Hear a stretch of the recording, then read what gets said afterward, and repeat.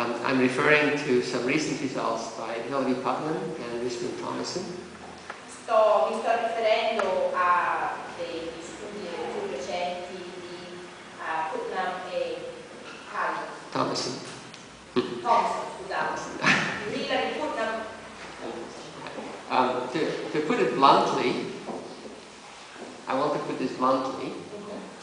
Quindi, per essere proprio franco al 100%, if a scientist could offer an adequate and complete representation of cognition, se uno scienziato potesse veramente offrire una rappresentazione adeguata e completa della cognizione, and if he then took that to apply to himself as well, e se in realtà la applicasse anche a se stesso, then he would find that he had contradicted himself. si renderebbe conto che si è contraddetto. So, what is the fundamental problem situation? What is the common thread in all these problems? E quindi qual è la situazione, diciamo, fondamentale del problema? Qual è il filo comune? First of all, there's something that allows us to be sanguine and to ignore the paradoxes, namely local success. C'è un qualcosa che ci consente di ignorare i paradossi e questo si chiama successo locale. When it comes to a decision that is made in a fixed and given context, decision theory works very well.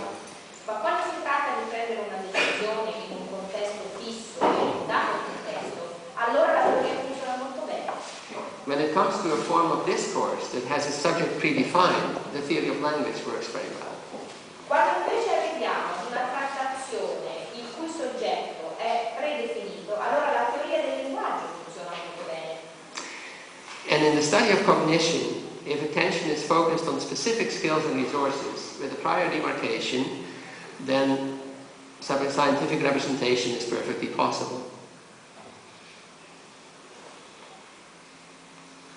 Quando però invece arriviamo allo studio della cognizione, in cui l'attenzione si concentra su elementi specifici e risorse specifiche con una precedente demarcazione, allora la rappresentazione scientifica è possibile. But in each of these cases, the attempt to apply that form of representation to our own situation, self-referentially and taken as a whole, turns out to run into strict logical impossibilities. Ma in ciascuno di questi casi il tentativo di applicare quella forma di rappresentazione alla nostra propria situazione in maniera autoreferenziale, presa nell'insieme, si trasforma in realtà in impossibilità rigorosamente logiche. I'm reminded of a motto of the intuitionists in the early 20th century. Mi ritorna in mente una frase famosa tra gli intuizionisti del primissimo XX secolo. A fish you can cut into fillet, but not the universe. E cioè, un pesce può essere tagliato in filetti, ma non l'universo.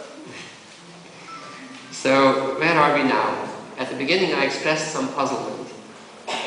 A che punto siamo arrivati allora tutt'oggi? All'inizio ho espresso un po' i miei dubbi.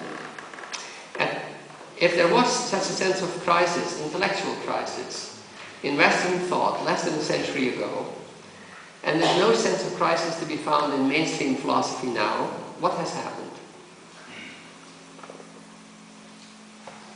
All'inizio, se non c'è un tale senso, cioè se c'era un tale senso di crisi nel pensiero occidentale, almeno alla fine di 100 anni fa, e un tale senso di crisi non si trova nella filosofia di questi ultimi decenni, che cosa è successo? So, as I mentioned, there are three possibilities. First of all, was the crisis creatively overcome and the problem solved? Come ho detto prima, le possibilità sono tre. La crisi è stata superata in maniera creativa e i problemi sono stati risolti. Or was there a false sense of crisis? Was it not a real crisis at all? Oppure c'era forse un falso senso di crisi perché la crisi veramente non esisteva? It seems to me that the results that have been proved since 1930 show clearly that neither of these is the case. Mi sembra che in realtà c'è una terza possibilità, e cioè che a partire dagli anni 30 questa crisi non è stata dimostrata. So there is only the third possibility, that the crisis was not solved or averted, but simply followed by denial in the clinical sense of the word. E quindi ci chiediamo come terza possibilità, è possibile che forse la crisi non fosse né risolta né evitata, ma semplicemente fatta seguire da uno stato di diniego nel senso clinico della parola? Now, this last answer was advanced, perhaps a bit early, by the existentialists. Quest'ultima domanda in realtà era stata presentata, forse in maniera anche un po' imbarazzante e poco opportuna, dagli esistenzialisti. If these paradoxes teach us that we cannot be in conceptual control of our situation any more than we can be in physical control of our fortune, e cioè se questi paradossi ci insegnano che non possiamo veramente avere il controllo concettuale della nostra situazione nel mondo, quando in realtà non possiamo nemmeno avere il controllo fisico della nostra fortuna o del nostro futuro, then we will be tempted to give way to false consciousness and bad faith. Allora saremo tentati di arrenderci a una sorta di cattiva coscienza e una malafede. My hope is that this may still be an exaggeration. Io spero che in realtà quanto ho detto sia un'esagerazione. I recognize that the successful solutions we have to local problems cannot provide us with a way to understand ourselves taken all together. Riconosco che in realtà le soluzioni di successo per le situazioni locali non ci possono veramente dare una modalità per capirci, per capire noi stessi nell'insieme. And I admit that I, like many of my colleagues, I think, have often simply started solving local problems in the pretense that we were also addressing the large issues.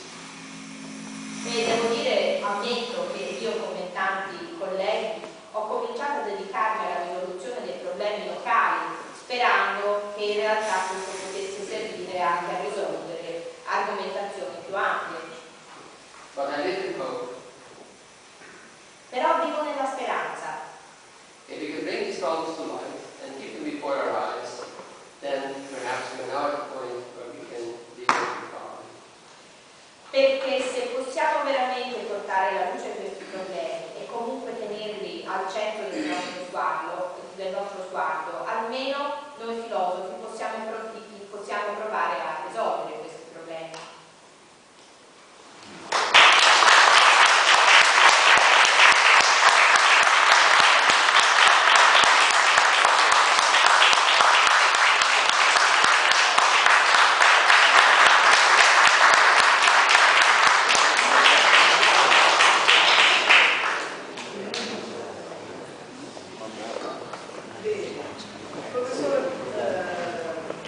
Motorino, perché? Sì, no, lo so.